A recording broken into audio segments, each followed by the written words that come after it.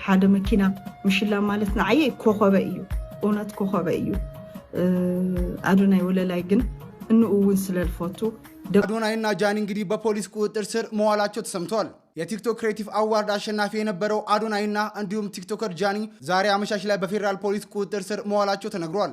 ቲክቶከሮችም ስለታሰሩበት ጉዳይ በይፋ የተባለ ነገር ባይኖርም መረጃውን ያገኘነው ከፋስት መረጃ ነው ተዋል። ቲክቶከሮቹ ሊልጄና ፕሬዝዳንት ማሜ በፖሊስ ቁጥጥር ስር ውለዋል። ከሀገራችን ባህልና ወግ ባፈነገጠ መልኩ የማህበራዊ ሚዲያን ሲጠቀሙ የነበሩ ግለሰቦች በቁጥጥር ስር ውለው ምርመራ እየተጣራባቸው መሆኑን የአዲስ አበባ ፖሊስ አስታውቋል። በቲክቶክ ስሙ ሊልጄ ወይም ጎይጋር ኮት ውልዋይና ከእርሱ ጋር ያልተገባ አስጠያፊ ድርጊት ስትፈጽም የነበረችው ሀሊሌ ጊቦ አያና የተባለች ግለሰብ ከኢትዮጵያዊነት ባህልና ስነ ምግባር ውጭ ያፈነገጠ ተግባር በላይቭ ሲፈጽሙ የነበሩ ግለሰቦች በፖሊስ ቁጥጥር ስር መዋላቸውም ታውቋል። በተመሳሳይ ዜና በቲክቶክ ስሙ ፕሬዝዳንት ማሜ ወይንም ባህሩዲን ሙሰማ ከሀገራችን ባህልና ወግ ያፈነገጡ መልእክቶችን ሲያስተላልፍ የነበረ ቲክቶከር በቁጥጥር ስር መዋሉን ፖሊስ አስታውቋል።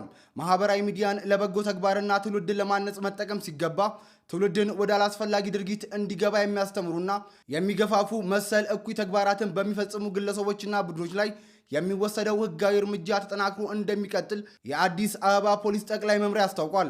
የቲክቶከር አዶናይ ወላጅ እናት ልጄ ያጠፋው ነገር የለም፣ ያሰረው መንግስት ሁኔታውን አጣርቶ እንደሚለቀው አምናለሁ ሲሉ ተናገሩ። የኢትዮጵያ ፌዴራል ፖሊስ አዶናይን በቁጥጥር ስር አውሎ ምርመራ እያደረገበት እንደሆነ ይፋ ማድረጉን ተከትሎ ነው የአዶናይ ወላጅ እናት ለቢቢሲ ትግርኛ ሀሳባቸውን የሰጡት። ከሰሞኑ የኢትዮጵያ ፌዴራል ፖሊስ በቲክቶክ ክሪኤቲቭ አዋርድ ላይ ከኢትዮጵያ ህዝብ ባህልና ስነ ምግባር ይወጡ ሰውነትን የሚያጋልጡ ልብስ ለብሰው በአደባባይ ታይተዋል ያላቸውን ቲክቶከሮች በቁጥጥር ስር ማዋሉ ይታወሳል። በመጀመሪያ 5 ቲክቶከሮችን በቁጥጥር ስር ያዋለው ፌዴራል ፖሊስ በትላንትናው ዕለት ደግሞ ቲክቶከር አዶናይን በቁጥጥር ስር መዋሉን ይፋ አድርጓል። በአጭር ጊዜ ውስጥ ከ3.9 ሚሊዮን በላይ ተከታዮችን ማፍራት የቻለውና አነጋጋሪና አወዛጋቢ ሆኖ የከረመው ቲክቶከር አዶናይ ወላጅ እናት ልጃቸው በቁጥጥር ስር መዋሉን ተከትሎ ለቢቢሲ ትግርኛ ልጄ ያጠፋው ነገር የለም፣ ያሰረው መንግስት ሁኔታውን አጣርቶ እንደሚለቀው አምናለሁ ሲሉ ተናግረዋል። የራሱን ምቹ ህይወት ትቶ መጥቶ ሰዎችን የሚያግዝ ነው፣ እኔንም የሚያበረታኝ ልጄ ነው ሲሉ ተናግረዋል። ቲክቶከር አዶናይ የካናዳ ሀገር ዜግነት ያለው ሲሆን በቅርብ ጊዜ ወደ ኢትዮጵያ ከመጣ በኋላ ከፍተኛ የተከታይ ቁጥርን ማፍራት የቻለ እንደሆነ ይታወቃል። በአጭር ጊዜ ውስጥ ከፍተኛ ቁጥር ያላቸውን ተከታዮች ማፍራት የቻለው አዶናይ ቀላል የማይባል ተቃውሞችንም አስተናግዷል።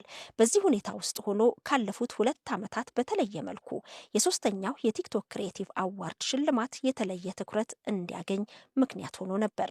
የውድድር አዘጋጆቹ የሽልማት ስነስርዓቱ የወጣቶችን የፈጠራ ችሎታ ከማበረታታት ባለፈ የሀገርን ገጽታ ለመገንባት ሽልማቱ አስተዋጽኦ እንዳለው በመግለጽ በሽልማት ስነስርዓቱ ላይ የተለያዩ ዘርፎች ለ26 ውድድሮች ከ5 ሚሊዮን ብር በላይ ለሽልማቱ መዋላቸውን ይፋ አድርገው ነበር። በዚሁ የቲክቶክ ክሪኤቲቭ አዋርድ ላይ አዶናይ መኪናን ጨምሮ በ4 የውድድር ዘርፎች ተሸላሚ ነበር።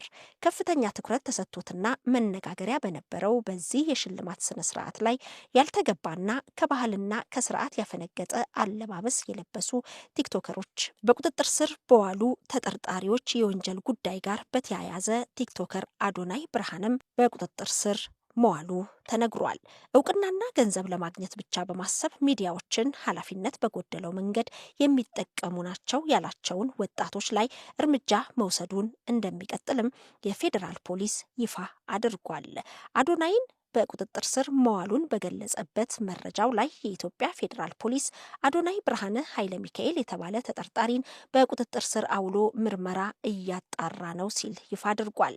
አዶናይ ብርሃነ ኃይለ ሚካኤል በቁጥጥር ስር ሊውል የቻለው ከኢትዮጵያ ሕዝብ ባህልና መልካም ስነ ምግባር በተቃራኒ በሕዝብ ዘንድ ተቀባይነት የሌለው አስነዋሪ አለባበስ ለብሰው በአደባባይና በቴሌቪዥን ቀጥታ ስርጭት የታዩ 5 ተጠርጣሪዎች በቁጥጥር ስር በዋሉበት የወንጀል ጉዳይ ጋር በተያያዘ መሆኑን የኢትዮጵያ ፌዴራል ፖሊስ አስታውቋል። እውቅናና ገንዘብ ለማግኘት ብቻ በማሰብ ሚዲያዎችን ኃላፊነት በጎደለው አኳኋን እየተጠቀሙ በተለይ ወጣቱ ትውልድ በመልካም ስነ ምግባር ተቀርጾ ሀገርን የሚጠቅሙ ተግባራትን እንዳያከናውንና በተቃራኒው በትውልዱ ላይ ርካሽ ባህልን ለመጫን የሚደረገውን ተግባር ለመከላከል የኢትዮጵያ ፌዴራል ፖሊስ የጀመረውን ምርመራ አጠናክሮ እንደሚቀጥልም ይፋ አድርጓል። ይህንንም ተከትሎ በተለይ በቲክቶክ ገጽ ላይ የተለያዩ ከስርዓት የወጡ ባህሪያትን የሚያሳዩና የተለያዩ ቪዲዮዎችን የሚሰሩ በተለይ በቀጥታ ስርጭት ላይ ያልተገቡ ነገሮችን የሚያደርጉ ከወዲሁ ጥንቃቄ እየወሰዱ ይመስላል። አንዳንድ ወጣ ያሉና ስርዓት የጎደላቸውን ነገር ካሳዩ መካከል ፊት ለፊት ወጥተው ይቅርታ የጠየቁም አልጠፉም። የኢትዮጵያ ፌዴራል ፖሊስ እርምጃ በዚህ ተጠናክሮ ከቀጠለ የአብዛኛውን ሰው ቀልብ የገዛውና ብዙ ጊዜውን የሚያጠፋበት የቲክቶክ ገጽ ላይ ስርዓት አልበኝነት ሊቀንስ እንደሚችል ይታመናል።